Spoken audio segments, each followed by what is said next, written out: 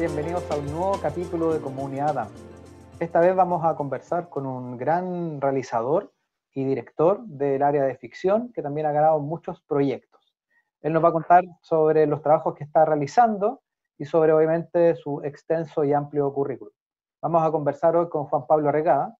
Él es comunicador audiovisual y máster en infografía digital.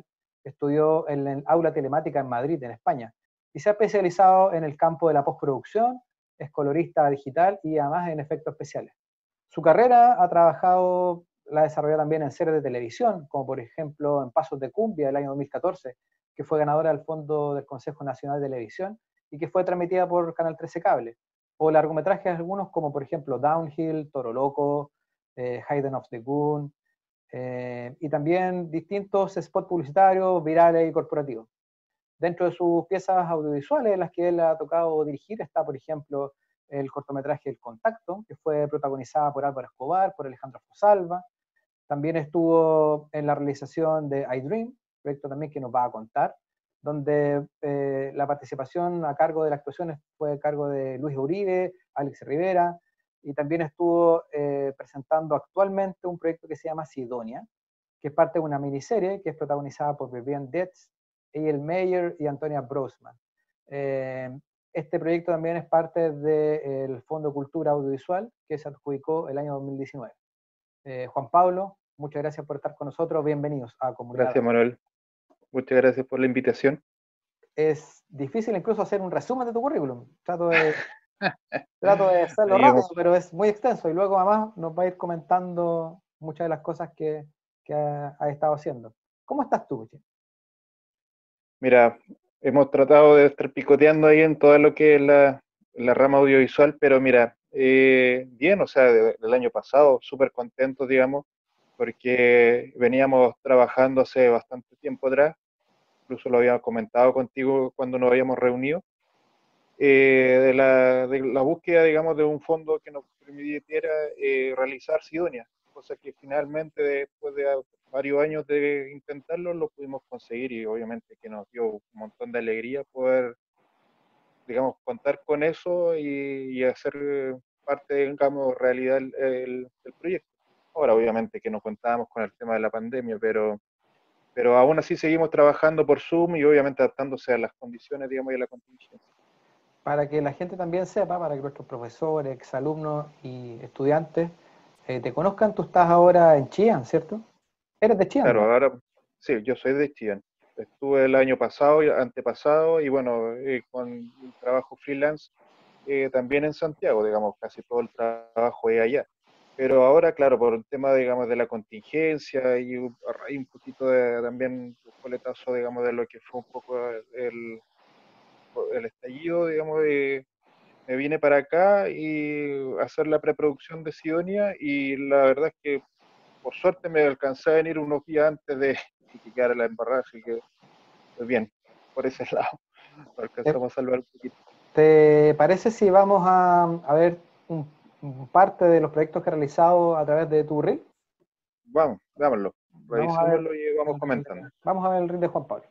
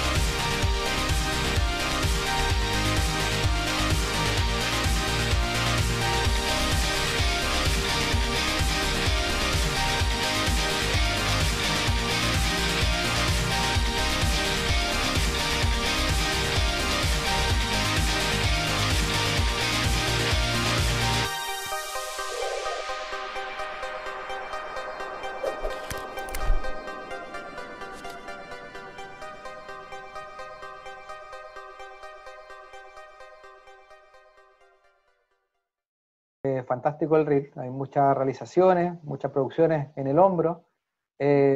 Cuéntanos un poco sobre tu experiencia audiovisual.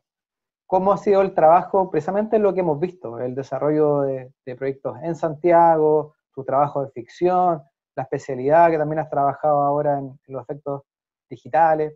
Cuéntanos un poco como una especie de resumen sobre tu experiencia. Mira, el campo de los efectos digitales y el color digital, que al final un poquito más por esas cosas de la vida que me terminé dedicando, o sea, ha sido, digamos, por etapa, ¿eh? Porque quisieron entre el 2014, 2016, 17, fue más color digital y entre el 18 al 2020, bueno, hasta antes de que llegar a en la pandemia, era harto motion graphics para redes, para publicidad. Pero bueno, un poco hay harto tema aquí, quizás que ver con eso, pero con la adaptación. Evidentemente, uno de repente se especializa o sale con un título de la carrera, pero las puertas de repente uno tiene que irlas abriendo por el camino. No se van a dar todas, digamos, de la manera que uno las espera, digamos. Así que, claro, o sea, una vez que salí de la carrera, al tiro me fui a Madrid a estudiar con Mario, nos fuimos para allá a estudiar a la aula temática, Con el colega Mario y Montaner, para con que el nos colega están Mario viendo. Montaner, ahí un abrazo. Y, y bueno, y ahí nos dedicamos más, bueno, bueno, él siguió su camino, yo seguí el mío, pero nos fuimos orientando y dedicando más a los efectos digitales, digamos. En un principio el 3D, todo esto, y después, como te decía, ajustándose un poco por el camino y adaptándose, me metí hacia el color digital y ahí empezamos a trabajar en algunos largometrajes y series y también adaptándose a los nuevos tiempos, porque empezó todo este tema del YouTube, Facebook, Instagram y todo lo que son las redes sociales, que yo creo que quizás como muchos, de repente para allá va toda esta cosa. Y que ahí empezamos a meternos con motion graphics, con videos verticales, horizontales y todo un mundo que también existe. También hay video marketing, que sé yo, todas estas cosas que hoy, ahora pegan muchísimo. Me imagino que los estudiantes se estarán preguntando, por ejemplo, cuáles son los software que tú manejas. A ver si nos puedes contar un poco. Mira, en lo que fue 3D, en mi etapa 3D, digamos, ocupé harto 3D Max, pero después mi especialización la tomé en Lightwave 3D. Eh, los dos tienen sus ventajas y desventajas, ambos son programas muy entretenidos de ocupar. Quizá el 3D Max es más completo en el sentido, digamos, de que tiene todas las herramientas dentro de un solo programa, y el 3 por Lightwave hasta donde lo ocupé, porque después saben qué universo va, pero era más cavernícola, digamos, era más tosco su interfaz. También tiene muy buenos resultados, ¿eh? No sé, por ejemplo, este programa me acuerdo que tenía títulos como, no sé, casi todas las series gringas, desde el Titanic a todas estas grandes producciones, pero tenía ese problema, digamos, de que de repente no es muy amigable. Cinema 4D de repente es más amigable. Nosotros en la carrera Y usamos After Effects y Maya. bueno, claro, y por último, claro, estos últimos años me concentré muchísimo en After Effects, casi todo lo hago ahí. De hecho, After Effects también empezó a trabajar el 2.5D, y por esa razón, digamos, no dejé un poquito de lado lo que es el 3D, porque ya tenía todas las herramientas dentro de uno solo software. Entonces, mucho After Effects, mucho Premiere, mucho Photoshop, mucho Lightroom, no sé, de repente algunos programas de diseño, pero principalmente toda la interfaz, la suite de Adobe. Es precisamente lo que nosotros tenemos en la carrera. Nosotros tratamos de revisar lo que tú decías, la suite completa. Partimos con Photoshop, después con Premiere, luego con After, Lightroom también, y después cerramos con Maya. Entonces, en el fondo, estamos como en el top de línea, estamos en lo que usa la industria, digamos, ¿cierto? Es que sí, es que Adobe tiene herramientas que son muy amigables, se adaptan muy bien a cualquier computador, y la verdad es que los límites no los ponen como otros software que en realidad parte de cierta gama de computadores que es muy alta para poder utilizarlo. Con Adobe no te vas a encontrar jamás con ese problema. O sea, puedes encontrar incluso hasta aplicaciones para teléfono. Entonces, al contrario, siempre se abre mucho más hacia todas las personas. Creo que por esa razón también son bien utilizados, bien recibidos, que sé yo, no sé, pues, ponte tú, cineastas y a otro nivel como David Fincher, que sé yo, prefieren utilizar la gama completa de Adobe para editar y hacer la postproducción de sus películas. Y es un software muy bien recibido, digamos, tanto por la gente aquí en Chile como en la industria, la gran industria, digamos. Juan Pablo, y ya hablando sobre el ámbito de realización, ¿cómo ha sido este proceso de autogestión? ¿Cómo ha sido el postular los fondos concursables? Porque nos pasa muchas veces que uno tiene una idea, un proyecto, y uno dice, pucha, es difícil, ¿quién me va a financiar? ¿Cómo lo puedo hacer? Y uno lleva años con la carpeta y con los guiones, pero claro, ¿cómo invito a la gente? ¿Cómo invito al equipo? Claro. ¿Cómo invito al director de fotos, las actrices? ¿Cómo ha sido para ti este proceso a lo largo de los años? Ya has realizado varios trabajos visuales.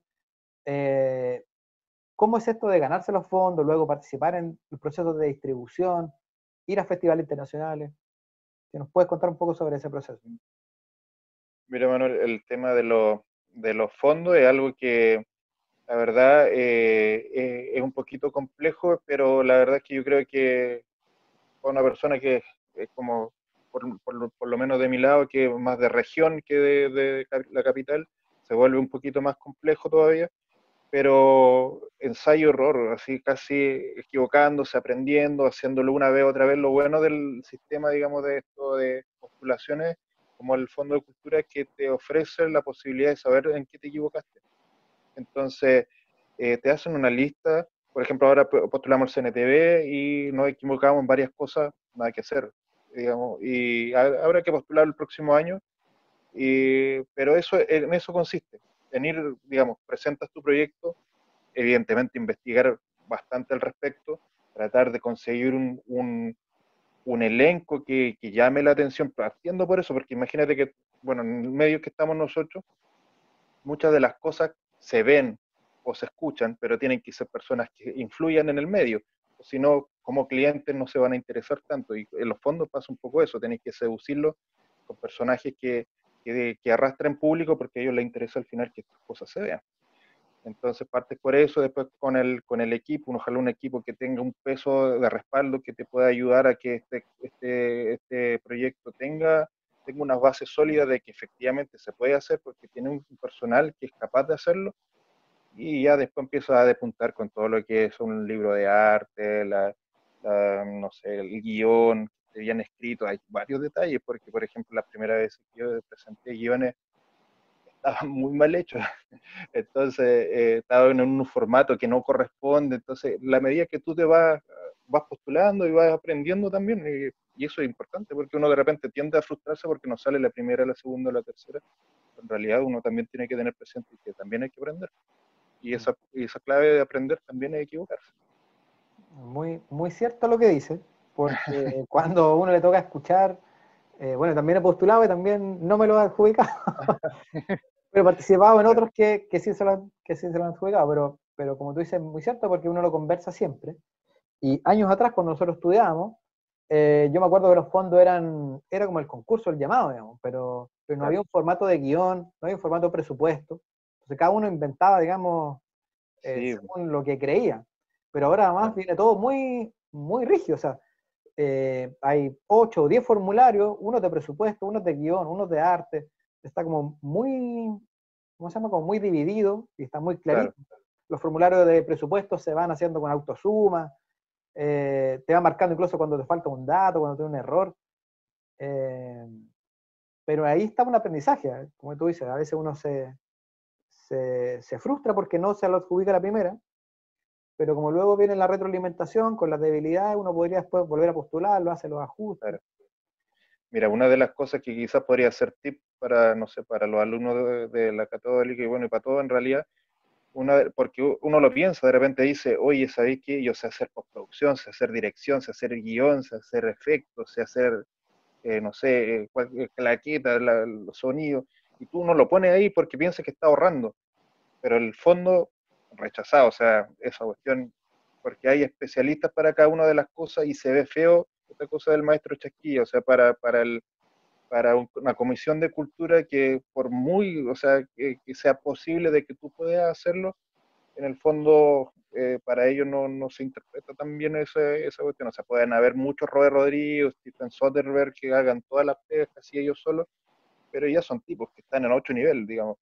Lamentablemente para uno, como está en otros caminos, digamos, o sobre todo para los que están partiendo, lo ideal es que cada profesional haga su pega y de paso uno también abre, digamos, hace paso a la industria y la posibilidad de dar trabajo también, porque de repente mucho coloseo, digamos, en acaparar todos los campos, también priva quizá a otras personas también a utilizar, digamos, a desempeñar ese trabajo y quizá eso también no lo ven con un buen ojo.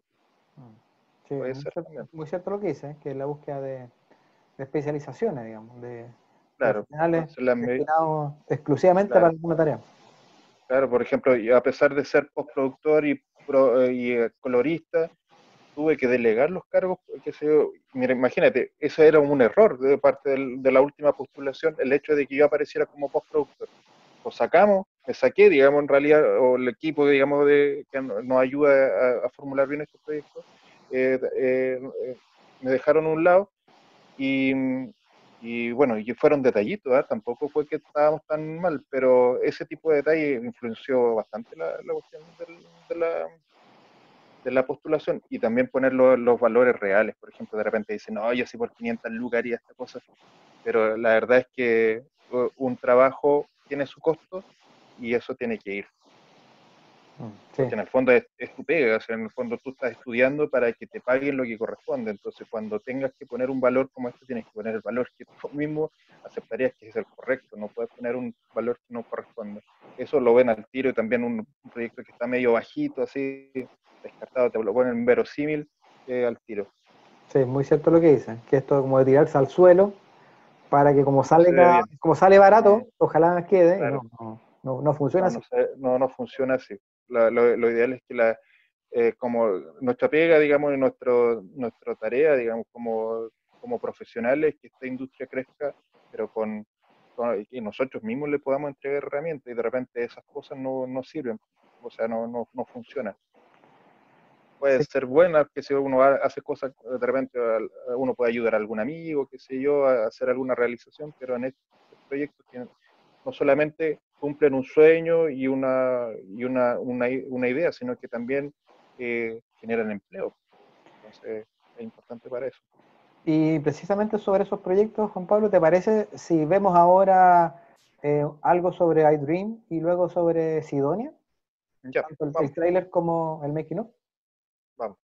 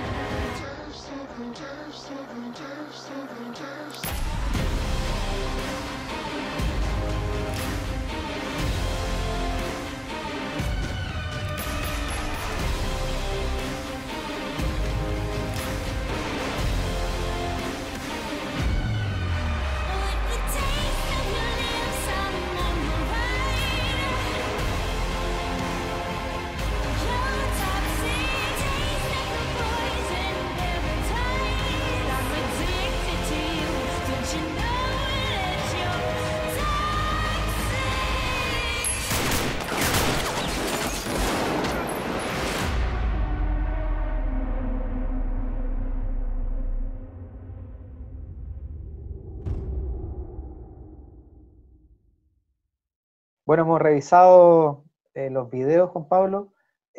Cuéntanos un poco sobre lo que acabamos de ver, un poco sobre iDream, sobre el proyecto, digamos. Claro.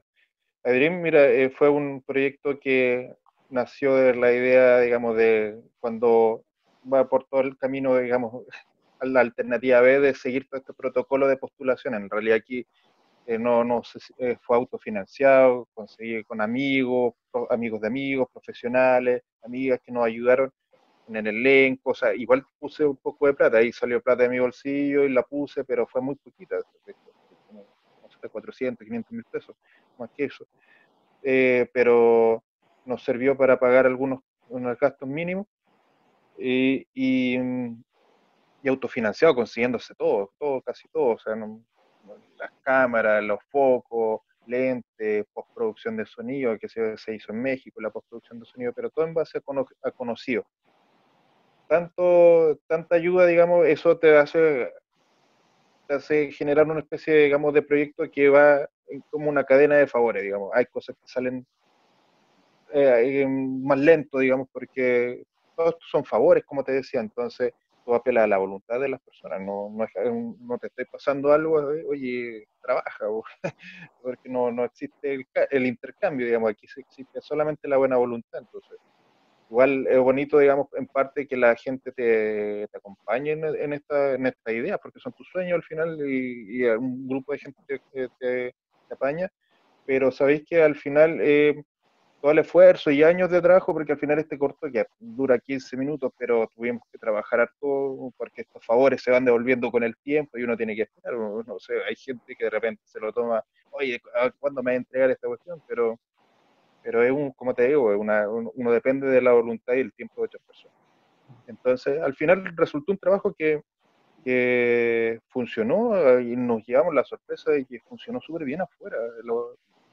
Lo recibieron en varios países, se ganó premios y ahora estamos en una cuestión que no, todavía no quiero adelantar nada porque no está en conversaciones, pero la verdad es que va muy bien encaminado y creo que nunca esperé que el corto funcionara y que abriera tantas puertas, pero la verdad es que muy agradecido de esa oportunidad y de todos los chillos que pudieron utilizar o sea, apoyarme en ese periplo, digamos. Y Sidonia siguió todo el otro camino, pues el camino de la postulación, de todo el proyecto, de todo lo que conversábamos antes. Con los recursos ya, con la plata Claro, asegurada. o sea, claro, claro, con todo lo que implica, pero no sé, de manera paralela, mientras yo trabajaba en Sidonia, yo, bueno, yo voy a seguir esperando por siempre si es que no hago nada.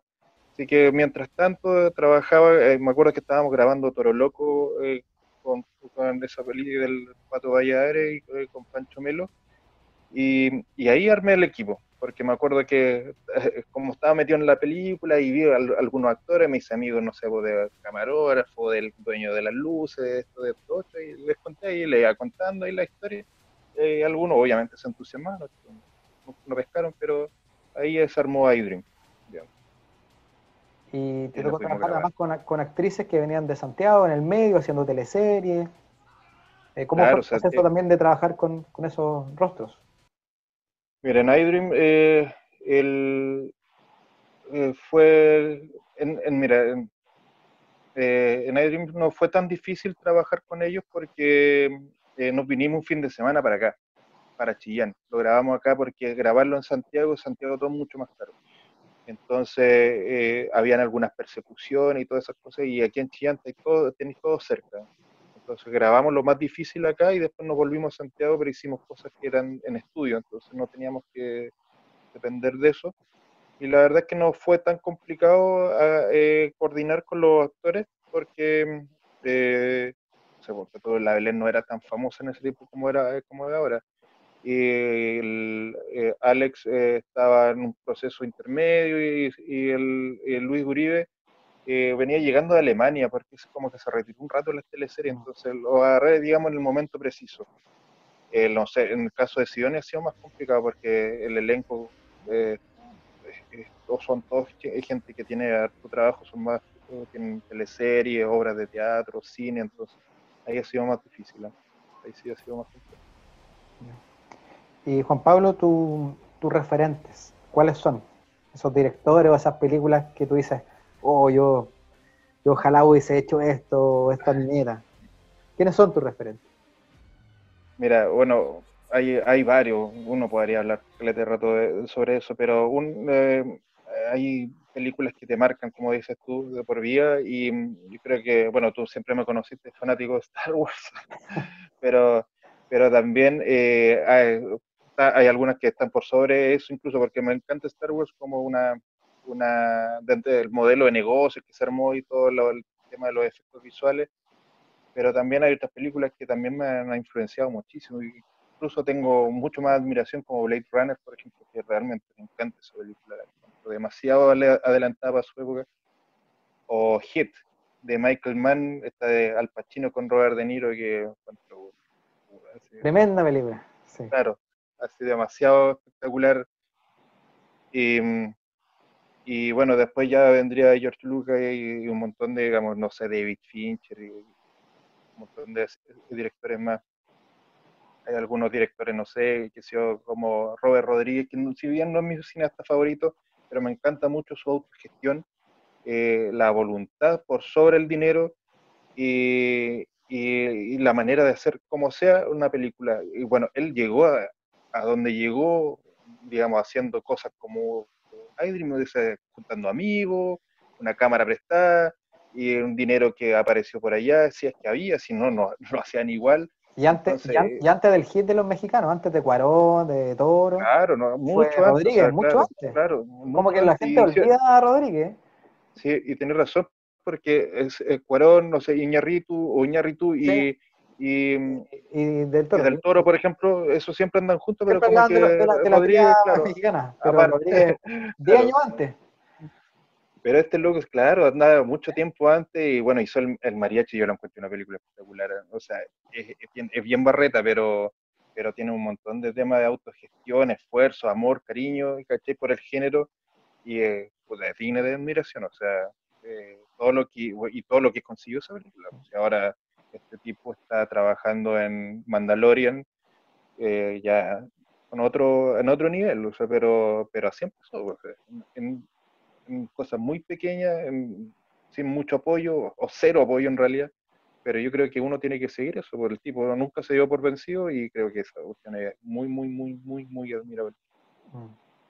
Juan Pablo, y como para ir cerrando, si igual ya nos has dado algunos tips, pero ¿qué mensaje le entregarías tú a los estudiantes, a quienes se están formando en audiovisual? Sobre alguna experiencia de tu vida, o sobre lo que hemos conversado. ¿Cuál sería tu reflexión y tu consejo? Mira, yo creo que hay algunas cosas que conversamos con otros colegas de repente y que siento que a veces los chicos vienen con algunas ideas que, no sé, por ejemplo, no hemos topado mil veces con a quién le hay ganado, de dónde venís, a quién estudiaste, a dónde estudiaste, qué sé yo. Y uno de repente ve, como por ejemplo, el mismo concepto que estábamos hablando recién como Robert Rodríguez, James Cameron, Joaquín Phoenix, que nunca estudiaron, nunca fueron profesionales de nada, simplemente llegaron lejos por el cariño y el que le tienen al género y las ganas. Yo creo que un poquito centrarse en eso de, como quizá de mucha voluntad, hasta quizá humildad, porque nosotros nadie le gana a nadie hasta que logra hacerlo. Y, y creo que hay que trabajar, digamos, de esa manera, con harto compañerismo y abrazando las nuevas redes, digamos, que están apareciendo, como las redes sociales, los nuevos formatos streaming y todas estas cosas, porque a veces también muchos aspiran a llegar directamente a la televisión o al cine, pero si bien esos son formatos muy lindos, que uno les tiene mucho cariño, pero ciertamente que a las fechas como estamos, ya las cosas están cambiando bastante. También hay jóvenes muy chicos de 11 12 años que ya editan, ya hacen efectos visuales, tienen programas en YouTube, sin ir más lejos. He visto tutoriales de chicos que son muy menores que ellos y saben muchas cosas, o sea, son muy capos.